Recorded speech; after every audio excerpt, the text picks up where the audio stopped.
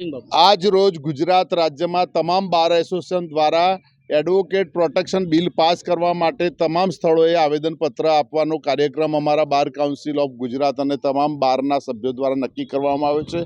એના ભાગરૂપે અમારા ભિલોડા બાર એસોસિએશનના તમામ એડવોકેટ મિત્રો અમારા પ્રમુખશ્રીની આગેવાની હેઠળ અમે પણ આને સમર્થન આપીએ છીએ અને એડવોકેટ બિલ પાસ થાય એ માટે આવેદનપત્ર આપ્યું છે। જ્યારે એડવોકેટ એક સામાજિક વ્યક્તિ છે, સમાજમાં સારું નરસું થાય તે જોવું અને નૈતિકતાની જેની જવાબદારી રહેલી છે અને કંઈક અઘટિત ઘટના બનતી હોય તેમાં ઉજાગર કરવી એ પણ એડવોકેટની ફરજનો એક ભાગ છે। અને કેસો પણ પક્ષકારોના કેસો પણ આમને સામને લડવા પડતા હોય છે, ત્યારે ઘણીવાર એડવોકેટોએ પક્ષકારના ભોગ બનવું પડે છે, ખોટી ફરિયાદો થતી હોય છે, ક્યાંક હુમલાઓ થતા હોય છે, એડવોકેટના પરિવાર ઉપર વેરમનસ્ય રાખી હુમલાઓ થતા હોય છે, ક્યાંક હેરાન કરવામાં આવતા હોય છે।